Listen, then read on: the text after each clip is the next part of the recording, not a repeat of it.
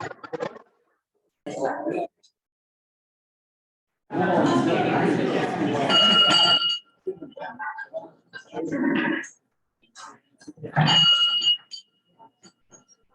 afternoon, everybody. Good afternoon. It's great to see everybody on this late July day. And welcome you to the July 20th meeting of the Rotary Club of Raleigh in our, somebody earlier, our 108th year of meeting downtown. And we're still getting used to our great new space here at the Jimmy Room, and great to see everybody. I know we have some new faces as well, but before we begin today, we'll start off with Tommy giving us our invitation. Tommy?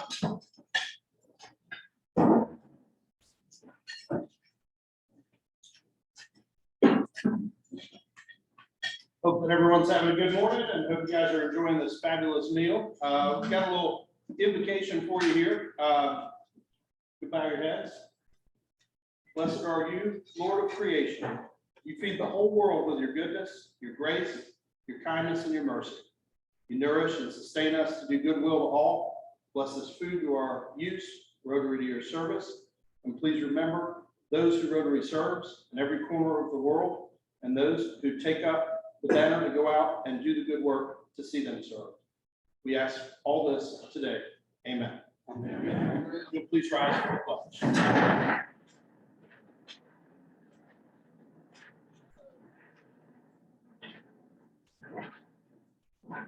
Allegiance to the flag of the United States of America and to the republic for which it stands, one nation, under God, indivisible, with liberty and justice for all. Thank you. You may be seated.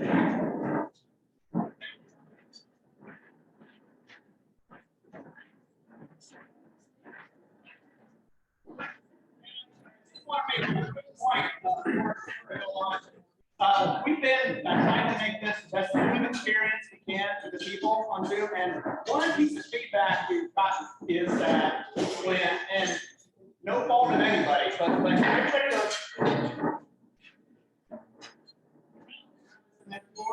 it's like a compliment online to them. Yeah. So would everybody take their shoes or not?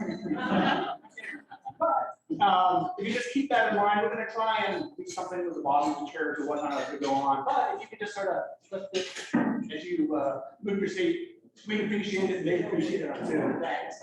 Well, good luck. I know. Part one is going to set an example of how to gracefully keep one seat back. Perfect. Just never moving. Okay.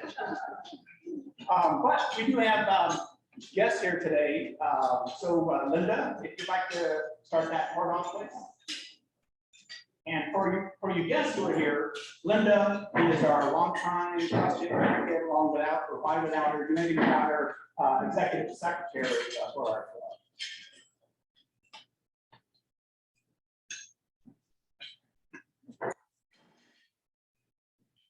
Hey everybody, happy Monday.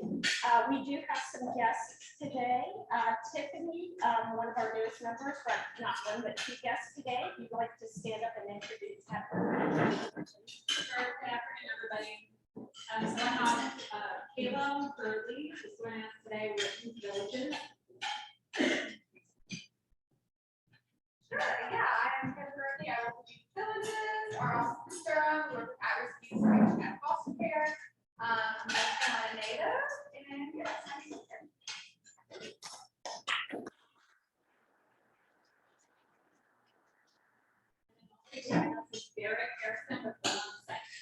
Hello everyone, thanks for having me. I am founder of Roll On Sites from a website agency based in Atlanta. We started there now we're in Raleigh. So thanks for having me. I'm excited to be going.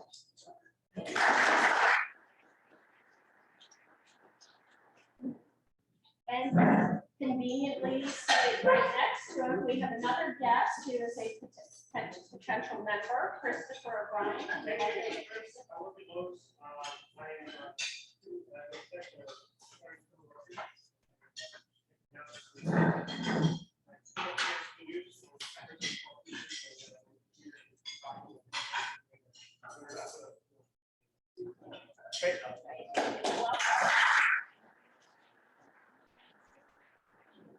And Terry Reeves has a guest today. My pleasure to introduce Sean Olenek with you. Sean's with Open Issue Council, Boy Scouts of America. He's been with Scouting for 18 years, I think he said. A good part of that with Open Issue Council. And I've known Sean for now 5 or 6 years at least. So I'm proud to have him. And I say that you're a potential new member. All right. And then our Richard Baker has a guest. I'd like to stand. Yes, Brent, and this is Lee, Isaacs, to be our business.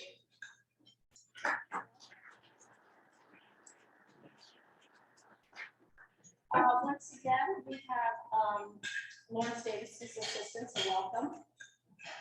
And then have I missed anybody in person? I know it's a packed house. I'll just mention, we have 2 guests from the North Raleigh Club here today who are the president, Kathleen Cody.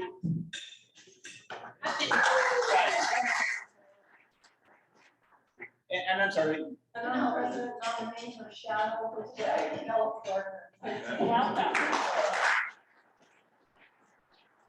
There's Shadow and Alfonso about how we do our hybrid meetings today. So, and Oh, John Luke, you'd like to stand up? you have a guest today, John? Yeah. Back here, I do have a guest, it's my daughter, Laura, 6 years old. I'm gonna try her.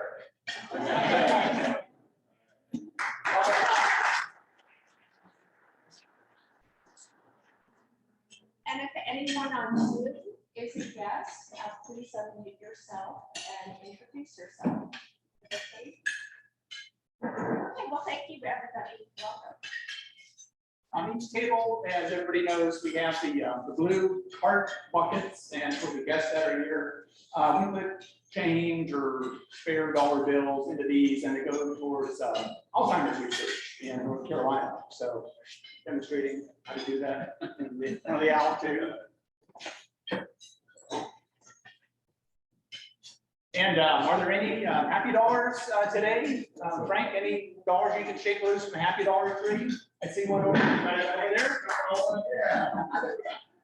$2 happy dollars. My best friend, we've been friends since middle school, Tyler Morgan, is a totalitarian. His wife are currently in the hospital. Expecting her to take a job.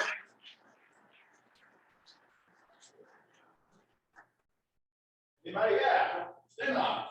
I know one of might make you a little mad. Today I found out I'm a huge sports fan. I love the NBA. Today I got a top 50 ranking of the top basketball players of all time for the first time ever. Michael Jordan is not #1. He's #3. So that means my man can bring that movie bar and LeBron James. There you go. Excellent. John Luke.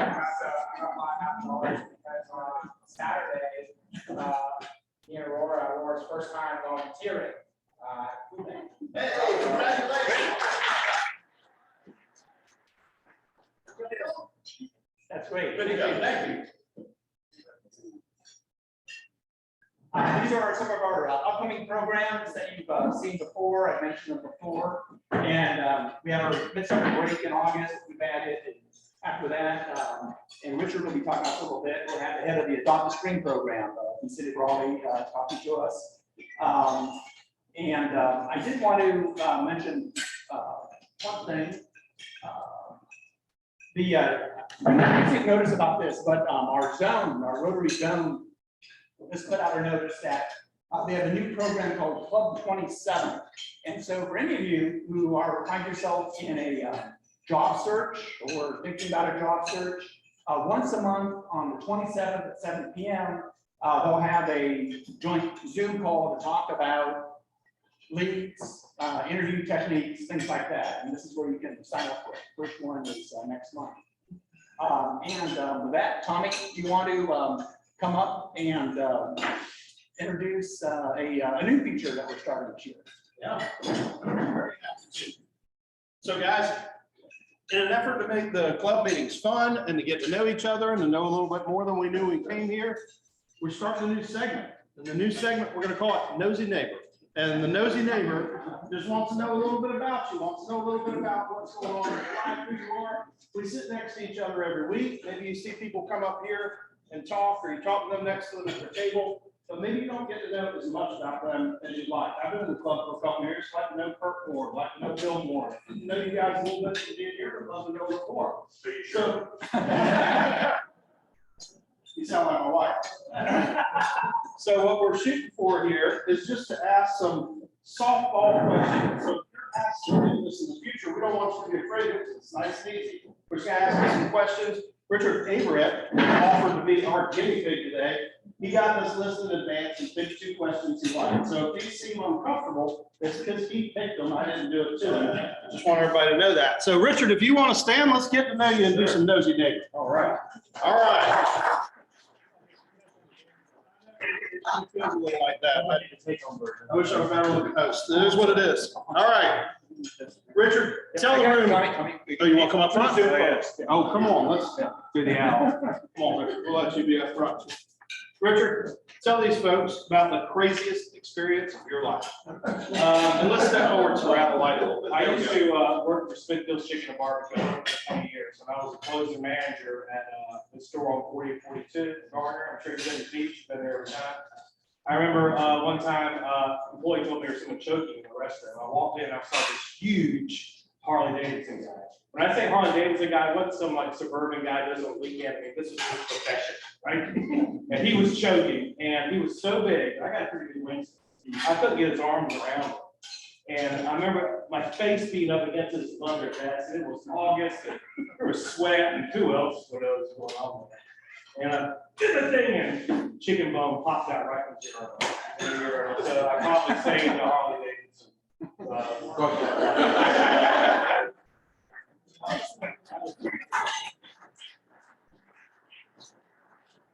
We started in a good place. The second one, what's that? What happened to chicken?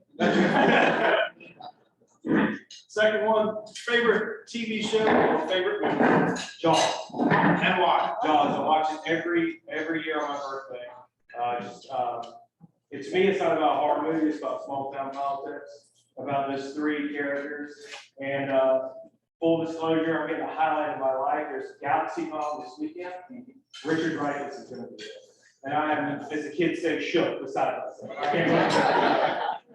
And to answer your question, John, if I can tell you every line, I can recite the Indianapolis speech. I can do it all. Yes. All right, guys. If you choke, you know who to call. If you want to go to Galaxy Bomb, look up to Richard. That's nosy neighbor.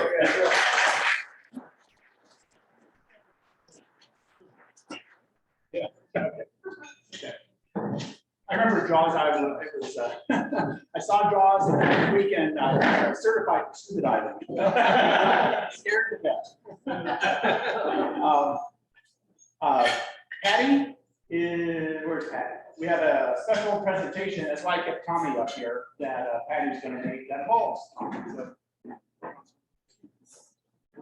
Tom, it was 2019. I was in India to speak at 2 district conferences there as a guest. And we got to travel about 5 hours northeast of Calcutta. And we went to what was called the Tribal Lands.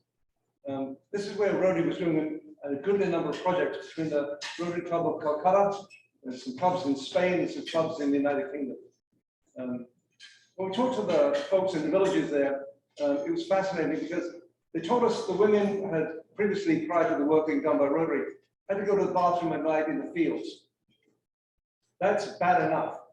But the fact that there are poisonous snakes in the field makes it dangerous, and the danger of rape for those folks who chose to go to the bathroom. As a result, many of the women would not go to the bathroom at night. Rotary put 1 toilet for every 2 houses in the village. We put some water projects in there, and more importantly, we got some solar lights so that they were able to have some safety when they walked about in the evening. But Tommy, that's the type of work that your dollars are helping to do. That's the gift that you bring as a Paul Harris Fellow +2 to be able to use your dollars for projects like that. You may never meet those women in India. I was privileged to do so, but you may never meet them, but your dollars are going to work. The dollars we all give toward Rotary Foundation are being used for projects like this everywhere around the world. Each and every day, we are changing lives somewhere in the world. Each and every minute, we're making a difference to people. Thank you, Tommy. Thanks to all of you who support the Rotary Foundation. Congratulations for the Paul Harris Plus 2. Thanks.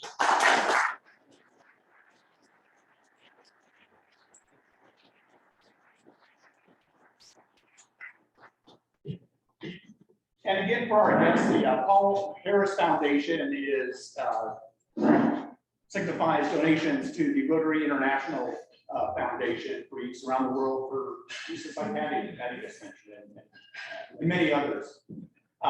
We're a lucky club to have a fellow when he's not doing the Harvey Heimlich or watching Jaws. Have Richard as our service director this year. So we'd asked Richard to come up and describe for all of you, not just to promote again the project we're having next weekend, the Habitat, but for the whole year, the rest of the year, the service projects that we and large part through Richard have planned for all of us to join in, because that's why we're here as Rotary. Clicker. It's on the table. Oh, here it is. Okay. There we go. And again, our motto is service above self. So here's Richard to describe how we can fill that model. Hello again, Rotarians and guests. Thank you for your time. I appreciate the privilege of your time. I especially wanted to thank Linda and Tom. You know, in high school, I was the kid who did his term paper the night before. And I did turn in this presentation at 5 o'clock this morning. I think I jammed some things up. So anyway, I apologize. I'll hit the Friday deadline before. So again, thank you for this opportunity. Today, I just wanted to talk to you about our plan for this year and service above self in Rotary. And the first thing I guess I kind of wanted to do is level set. Click down on the. Knew that. Kind of level set with a quote from Paul Harris. Rotarians are very much more favorable disposed towards action than they are towards words. And again, just remember why we're here, right? And we all enjoy the fellowship, we all enjoy the networking, but service is why we're here. And just kind of remind us that, and sometimes it takes a quote from our founders to help us remember that. And also, it's not about getting points or awards, it's about the positive outcome that we're looking for in this project. So I'd like to go through some of those right now.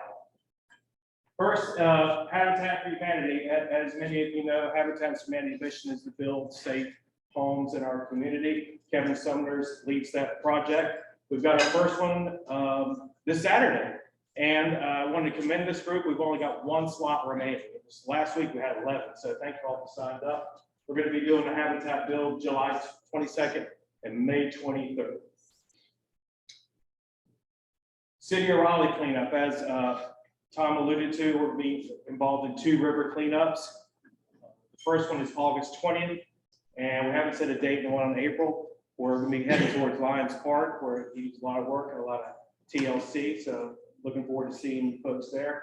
And I'll probably amuse Patty by falling in a thing of water again, so I did last time. That was our bonding moment. He helped me out.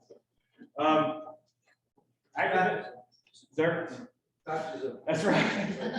Activate Good. Activate Good is a local nonprofit that mobilizes teams for People Power Project. Every year they have something called September Day of Service. On Saturday, September 10th, we're going to be doing a project yet to be determined, but it will benefit our community. October 22nd, for the month of October, we're going to be participating in a food drive for Feed the Pack. For those of you not familiar, Feed the Pack is an on-campus food pantry for students and staff at North Carolina State. 30% of students and staff are battling food insecurity at NC State. That's kind of hard to imagine.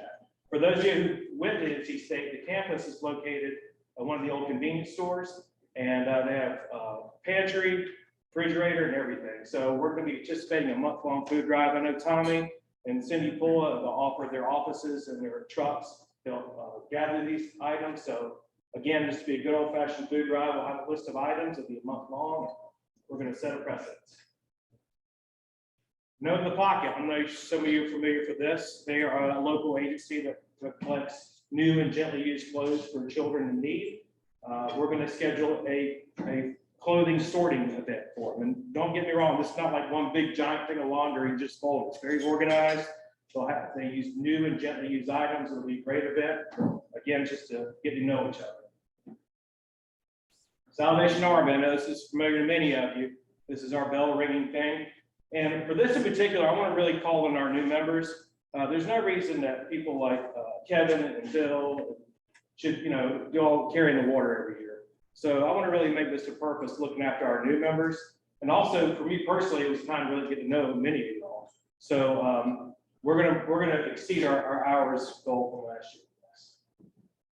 Step Up Ministry, it's a local organization, nonprofit that helps adults and children with life skills. They have some mentorship opportunities. I know a lot of you have a lot of life experience and skills you can share with folks, and more on that to come. Wake Up and Read, this is mine, literacy, our book drive. Same deal as last year. We'll be collecting new and gently used books for children in Wake County. Rise Against Hunger, it's an organization that battles food insecurity. They have an event where they set up food packing events. So again, we'll get a group of people, organize some meals, and hopefully help folks battle insecurity. The No Woman, No Girl initiative. This is something I've got to know in the last year. I'll tell you, I'm a guy who's pretty comfortable in my skin, but when their founder, the first thing she said to me, "Do you know what period poverty is?" I was kind of taken aback, but this organization helps women with and girls get daily essentials they need to go to work, go to school, and that's something that, as a male, quite frankly, I didn't think about until I learned more about this organization. So I think this goes in line with some of our goals this year in Women in Power. So again, this will be a collection drive, collecting items, and we'll have a list of the events. So me, I had some kind of metrics and goals. So I set a goal for each of these. And the Habitat bill, that's combined numbers. The stream, that's combined numbers. But these are all goals that we hope to achieve. And I just want to thank everyone for their hard work on this. And again, there's no expectation to do every event, just some event that maybe gravitates towards you. But I do think there's an opportunity to make some positive impact. I had a coffee recently with our new governor, Nathan Thomas, and he mentioned something that, in other countries, Rotarians have more of a reverence because I think they're battling big issues like polio, clean water. That's something, fortunately, we don't deal with. But if we could really push the things we do in the forefront and not just inspire other Rotarians, but inspire other community members to get involved. And if we could put ourselves in that position by completing these items, that we'll inspire other Rotarians to grow and our fellow citizens. So, I appreciate your time. Do you have any questions? I look forward to serving hand in hand with you this year. Can children come to dance? Can children come to clean up for people on Zoom? Yes, they can. I played it's 14, I believe, waiver type of thing, but I can email you those details. Any other questions? Thanks very much. Thank you, Richard.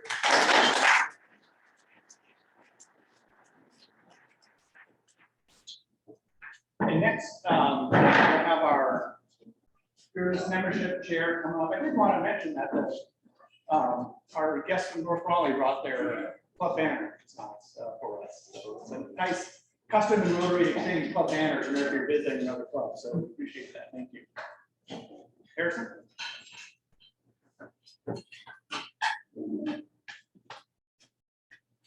Hello, everyone. So good to see everybody today. And thank you so much for the second week in a row. We've had a lot of visitors. And so just thank you all for sharing your why, kind of telling people about Rotary who don't know anything about Rotary. For the guests that are here today, I hope that you've seen that this club is a very active organization that's trying to make a huge impact on our community. That's why we're here. It's nice to have a good lunch and camaraderie, but the reason why we're here is to make a true difference. Not to start everything off as a somber, but this past weekend, my wife and I, we have a good close friend of ours who, 33 years old, who had passed away from her fight with cancer. It kind of reminded me of how fleeting life is. We're not promised tomorrow.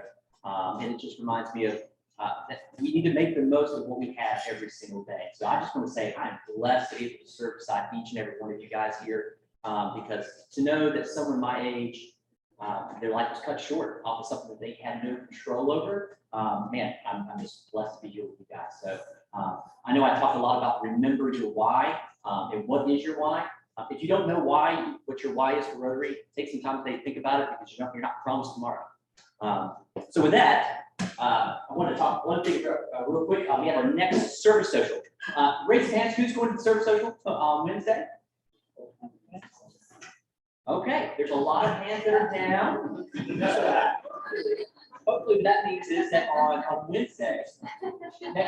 Wednesday, when we're there, it's a lot of people. So we usually have around 10 people come to our service social. It's a great opportunity to kind of like Tommy's done with the nosy neighbor, to get to know your neighbor. And it's also an opportunity for us to support that one of the two middle schools that we're providing food snacks for. So if you do come to the service social, which I truly encourage you to do this Wednesday, please bring with you either granola bars, those apple squeeze pouches, applesauce squeezy pouches, because we're providing those to two local middle schools that are helping children. And it's going to be at 10th and Terrace on 616 South Sarpent. As you can see from this picture, it's kind of a rooftop, so it's a beautiful view as well. So please, if you don't have it on your calendars currently, make it out there.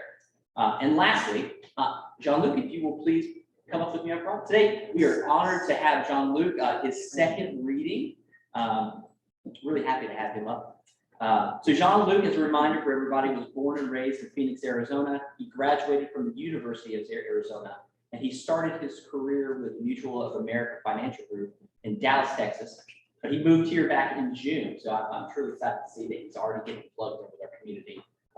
Jean-Luc, as you look at joining the Rotary Club of Raleigh, why Rotary? What excites you? Yeah, no, absolutely. So back in Texas, I had volunteered and big on really giving back to the community, having, been and, seen family members in spots where they have needed help, from other people. And now to being in a spot where I can, whether it's time or whether it's monetary, give back to the community. And I don't think that there is a better organization than Rotary, to get plugged in with that, whether it's, directly through working with organizations or meeting people who know, where to get connected. Actually, last week when I was here, I had met a guest of somebody. Her name was Brandy. I don't know if you remember her. And she let me know about a great resource to where then I found out about Kids Day with the food bank and got me and Laura involved. So, I mean, just one of them, again, I mean, it just goes hand in hand with exactly why, I think it is, the best organization to be a part of when wanting to give back. That's the ultimate goal.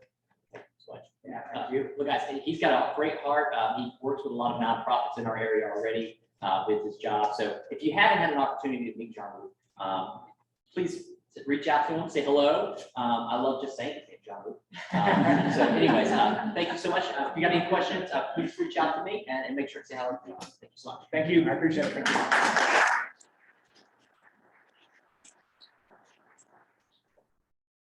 Thank you, Harrison. Jean-Luc. Happy birthday to Bill Rohr. Bill, if you're anywhere, happy birthday. And to John and Michelle Thompson. And perfect timing. I'd like to bring up one of our new members from last year, but has been making a big impact on the club and has done a lot of the club, volunteering for all sorts of things. Has been a great resource. Ashley Simpson to introduce our speaker for today. Happy Monday. It's nice to be here. Usually I'm in the virtual Zoom world on Mondays, but it's nice to see everyone. I am Ashley Simpson. I'm with the Wake Med Foundation. And as you all know, we're very fortunate to have great healthcare in the Triangle. And Wake Med's goal is to support patients and families no matter their ability to pay. The community is our stronghold and our focus, which I think is perfect for Rotary. And I've seen the people that Dr. Hill, works with and the children, and it's life changing. I joke with her that like, we'll have her speak anytime she wants to come to the foundation or hang out. So I'm excited to like branch out and have her speak with Rotary. I also want to say, because Paul Force is on Zoom and making sure that I say it, that we will be having a golf tournament benefiting WakeMed at Prestonwood Country Club on August 22nd. If you have any questions, you can ask Paul or Cindy Roberts. They'll love to help. So today I'm introducing Dr. Samareh. She is the medical director of Pediatric Weight Management Program at WakeMed Health and Hospitals, and an assistant professor at Campbell University School of, help me out this one, osteopathic medicine. Yeah. Obviously, I'm on the fundraiser side, not the reason. Dr. Hill serves as the medical director of Pediatric Weight Management, the Adolescent Weight Loss Bariatric Surgery Program, and the Energize Program. She's a dual boarded in general pediatrics and obesity medicine. In 2016, she founded the Pediatric Weight Management practice at WakeMed, our comprehensive family-based program focused on managing excess weight and associated health conditions in children and teens. Her professional interests include program development, clinical research, and developing partnerships with community organizations and expanded local resources for her patients. She's amazing, and I'm excited to welcome her, and I'll help you welcome her.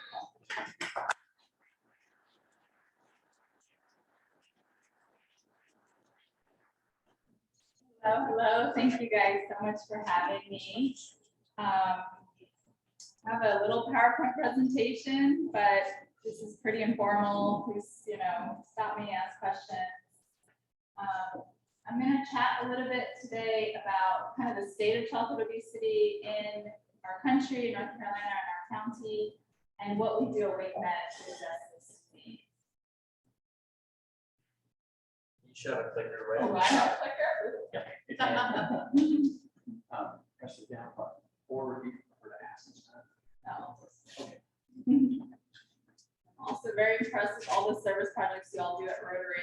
It's so inspiring for us. So happy to collaborate with you all. So just an overview, this might not be big news to everyone, but obesity has been an epidemic since the 70s, and currently about 2 out of every 3 children are classified as overweight or obese, and 1 out of 3 and 2 out of 3 adults. And this rate has only gotten worse with COVID. We all put a little bit of weight on us, but for children who already were overweight, their rate doubled weight gain over just the past 2 years. So we're seeing kids minimum 20-pound weight gain in 2 years up to 100. So this is kind of been a really hard time for our patients. In North Carolina, adult obesity is about 20 out of 50 states, with the 20th worst, about 34% of adults. But for children, it's actually worse, with 10 out of 15. Yes. For me, I didn't want to go too far. On the map prior to this, it was kind of like a heat map of obesity, if I understand it. Yes. So you see the rates kind of based on color. North Carolina is that orangey color, 35 to 40% for children. I want to know, is there any kind of investigation regarding the clustering of obesity epidemics? I mean, almost all of the forms are touching one another, and I didn't know if there was. Yeah, so the largest are in the southern states for the most part. Maybe take one lucky guess why you think that is, but I'll kind of go through kind of what causes childhood obesity, and you guys can see, but it's typically a combination of factors in the South. Monica's barbecue. Bojangles.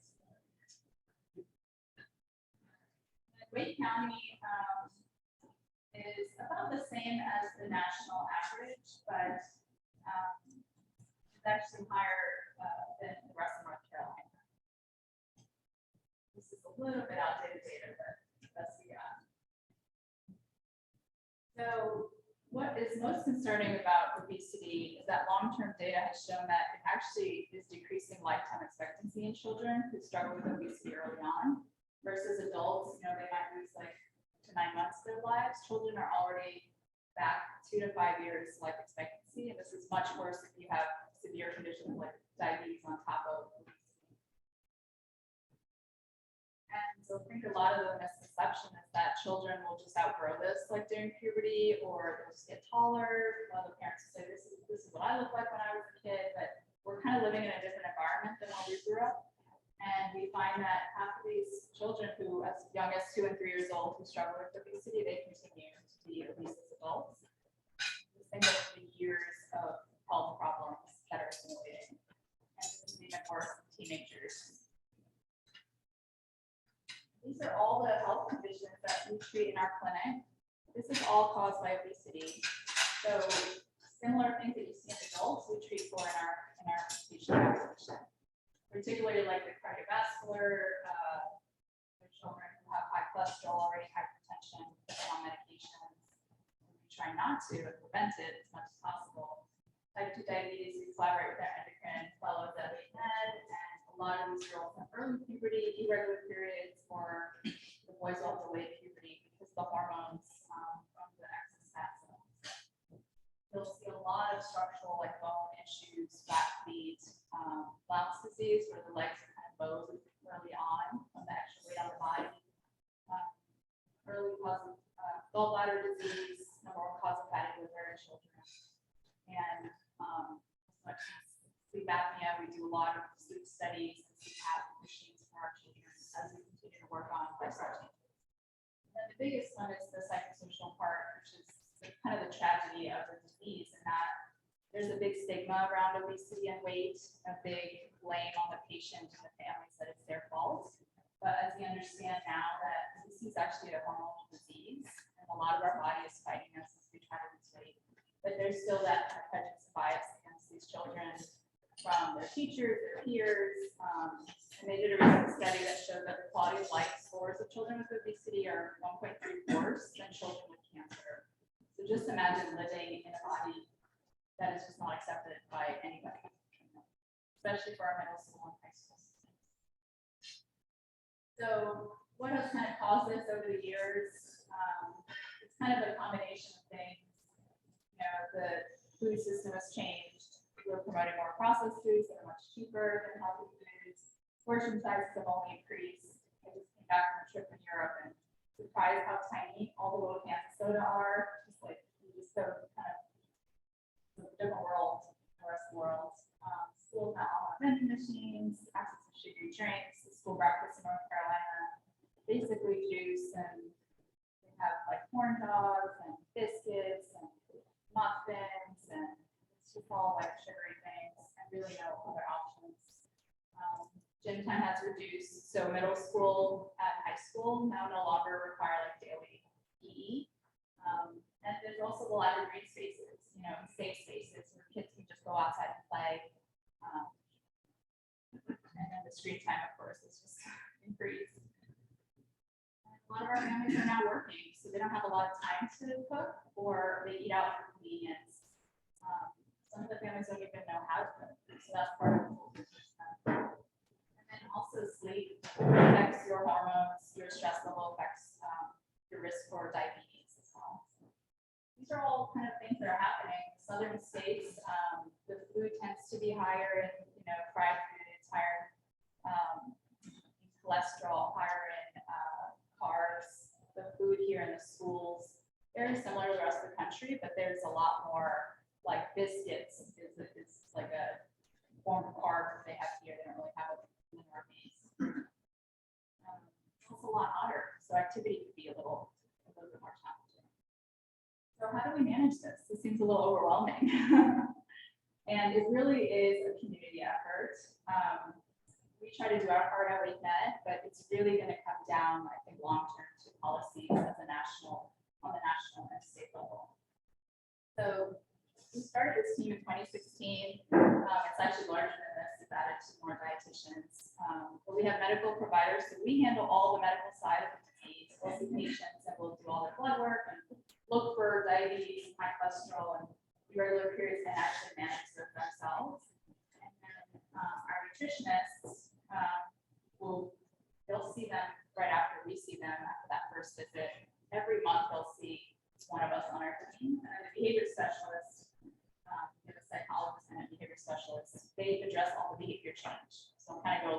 staff.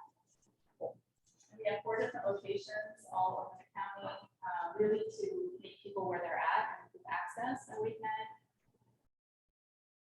This is kind of the approach that we take. So pediatricians or family physicians or other doctors in the community will refer to our program, or patients can find us online. They'll see the medical provider for the first visit, and then we kind of introduce them to the team. So the next visits, they'll see the nutritionist. They'll work on kind of nutrition goals, like a personalized meal plan, based on where the family's at. So if they're eating out a lot, or they're really strained for what do we pack our kids for lunch or snacks, we kind of meet them where they're at, and give them all those resources and options. We also help them self-monitor how they're doing, encourage them to taste veggies, all these strategies that our nutritionists are really good at, lunch exposure for the families. And we also have a free cooking program, which I'll tell you about. And after they see any of the providers, they have access to our exercise options at every visit. So I'll go a little bit more into what those are, but Energize has been around even before I came here. About 15 years now. It's at our exercise program in 14 different parks and recs in the county. And we also partner with WakeMed to offer free personal training for teens in our Cary gym and our Raleigh gym. And then the psychologists, behavior specialists, they do all the hard parts, I feel like. So a lot of our kids eat really, really fast. So how to teach them how to slow down eating, how not to eat with a screen. Some of them eat from emotions, from stress, anxiety, or from being bullied, how to disconnect from that and how to get that managed. So we have our own psychiatrist also that manages anxiety, depression. They also help with sleep. If the kids don't really sleep, they sleep in, and then they sleep late in the summer. Their schedules are all over the place, and that could affect our hunger hormones. And then stress management. And the big thing they help with is self-esteem too, to realize that a lot of this is not their fault. This is kind of our body. The disease where we call it dysfunctional fat cells, where the fat cells themselves actually inhibit our normal appetite suppressants. So whereas if you eat a certain amount of food, you'll feel full. Patients with excess fat cells, their fat cells are shutting off that signal in the brain that they're full. So they don't feel full as much as other people. So as we try to lose weight, other processes happen in our body after 3 months. Our metabolism drops, our hunger hormones go up. So our body's trying to regain all the weight we lost. So it's not as easy as it seems. And I'm sure anyone who's tried to lose weight realizes that. It really takes multidisciplinary approach. This is our cooking program. We partner with the Center of Education in Sunnybrook. And this past year, we've had 104 families go through the cooking program. It's once a week for 4 weeks. And we provide all the ingredients for the families for free. They just meet us in this kitchen. With each family gets their own stovetop. We'll teach them 4 different recipes. And a lot of it is just exposure. So, families, a lot of the kids don't know what veggies taste like. So we'll teach them as they cook it, they're more likely to taste it. So, and that's kind of the goal, is just exposure. This is our Energize program. This year we have 11 different locations all over the area, and it's twice a week in the evenings for the whole family. Even siblings can come. It's covered by the WakeMed Foundation, and they learn also a hands-on nutrition class as well. So it's really providing them an outlet for exercise, because we can tell them all day they need to be active. You should just join a gym, do exercises at home, do YouTube. But that's the issue, is that was so easy, they would have already done it. We really need to provide them with free exercise options that the school doesn't provide. They're all our different locations for Energize, scattered all over the county. We partner with Parks and Rec centers. We used to partner with the YMCA at some point as well, and meet the families where they're at.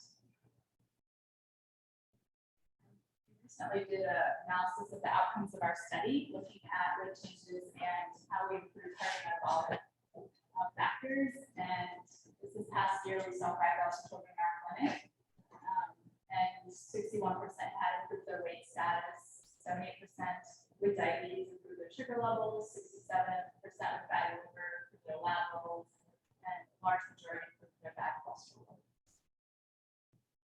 we're having an impact,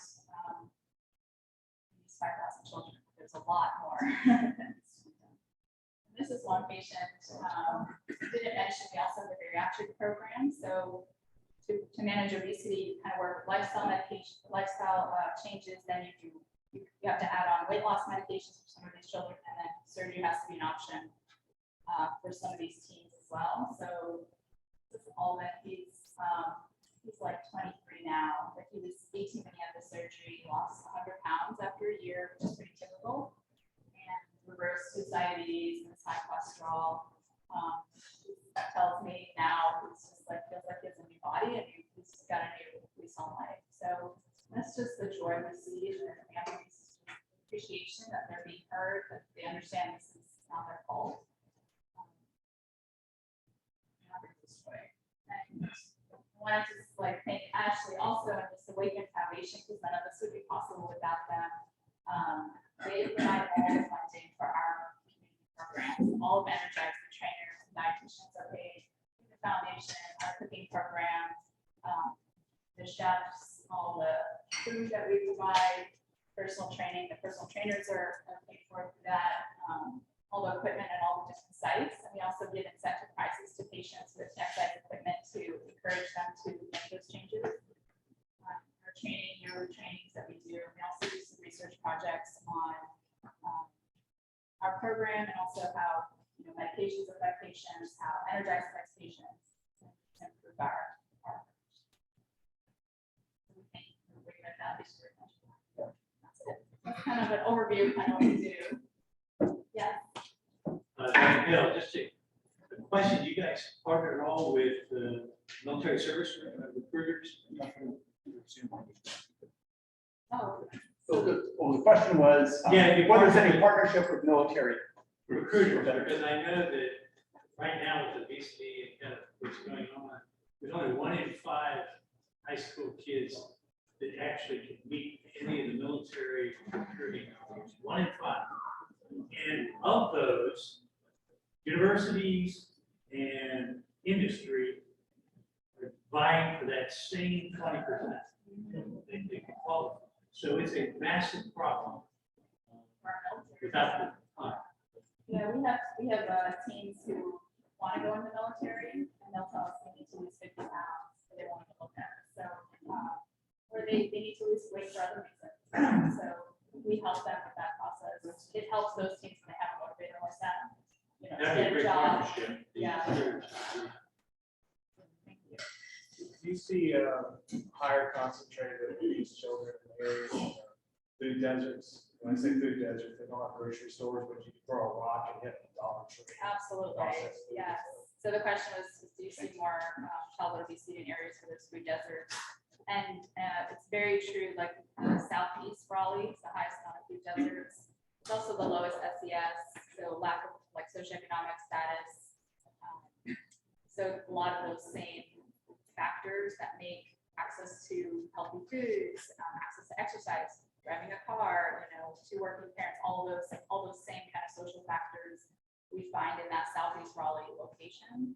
And that's kind of nice that our main clinic is right there since they're on this line. But the food forest is a thing, like a lot of the kids will tell us, they just go to the dollar store down the street and that's where they'll get their food. But there's no fresh fruits or veggies, it's just, so we actually tell them not to go there, and instead we give them access to the food bank, the farmers markets, any other local stores.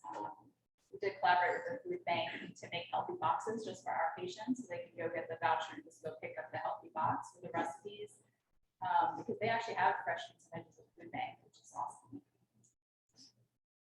How do you work with the schools to get PE brought in? That's just so, that seems like such an easy our hardest fix. challenge. Yeah, so it's school by school, their policies, and it's very challenging in Wake County. We've kind of started collaborating a little bit. It's more for the school lunch, the school breakfast. Exercise is, because they need to fit in so much now in the school curriculum. I think that's what's being pulled out, exercise, arts, music. So that's when I say like the policy is really the way to make change.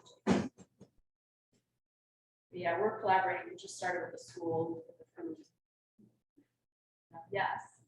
So for you for asking 2 questions, your presentation was amazing, Dr. Hill, what you do is incredible. I wanted to ask for you to kind of talk a little bit about life expectancy and how it's tied up with obesity. So we as Americans are getting fatter, but since the 1960s, we also lived longer. I think that has to do with people like you and the advancements of science and medicine. So do you think you can put a number on, like, how much longer would we live if we weren't obese? Well, I think the question is how much longer would you live if we didn't have obesity? I don't think could be directly studied, but if you kind of infer the amount of years lost, at least I would say for children, at least 5 years, way more if you have other health conditions. And that's what we're seeing more of as children are getting diabetes, even type 1, earlier and earlier. So we do have kids who are like 300, 400 pounds and they're 15. I mean, their body is fighting them just to survive. They can't breathe, so it's only getting worse. And I think the healthcare cost is really what the biggest thing is now. It's like the #1 cost is healthcare, right? On our budgets, and it's obesity alone is a cause of like $5 billion of just that. All the complications that come with this. Treating it early is. Yeah, I just like to add that not in addition to like the quantity of years, the quality of those years must be horrible. It's horrible, yeah. But I did have a question. How does a child get referred to your program? If the pediatricians or any community provider, family medicine, all of the medical providers, they have our contacts. They refer directly to us. You can go on the website, all the referral information is on there. Individual families can as well. I believe Medicaid needs a referral from a pediatrician, but anybody can contact us and then we will talk to the pediatrician and probably have. Yes. I'm just curious, I know you focus on pediatrics, but does weight care also offer something for these? Because during COVID, I was surprised about. Yeah.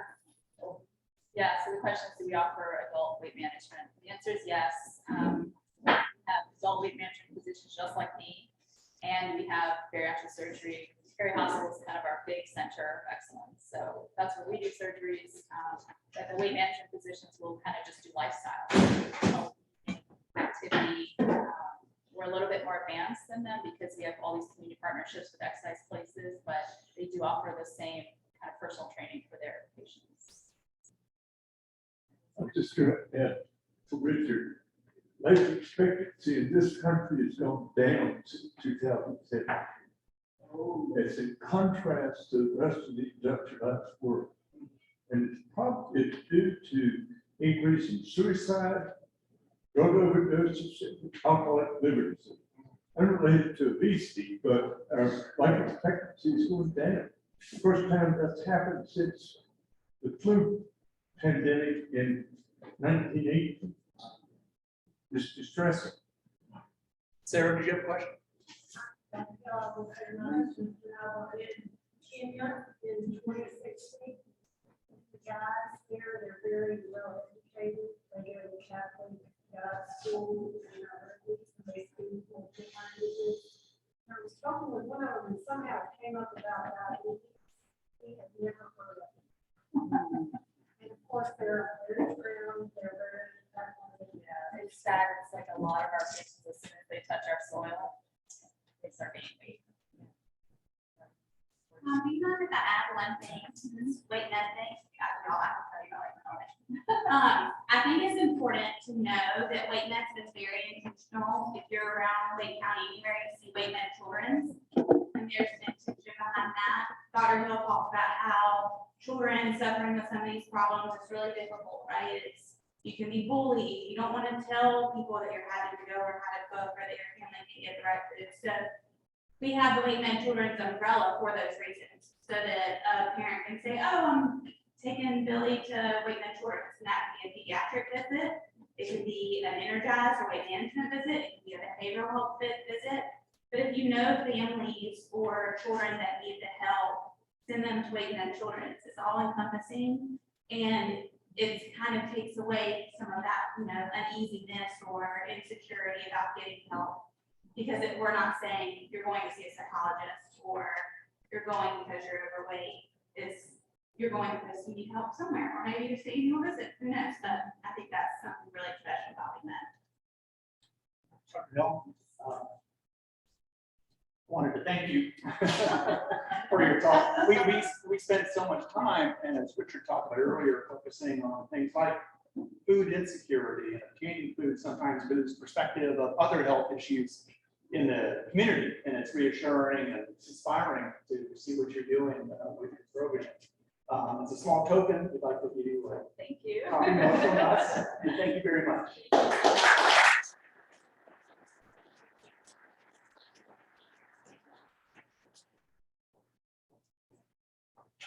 Thank you again, Dr. Hill, and that will conclude the program, and we'll finish off with the four-way test.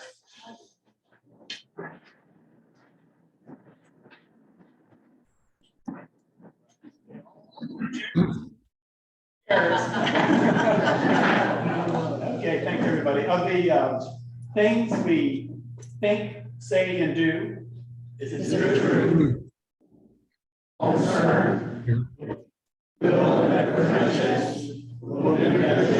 Go to all concerned. That concludes me.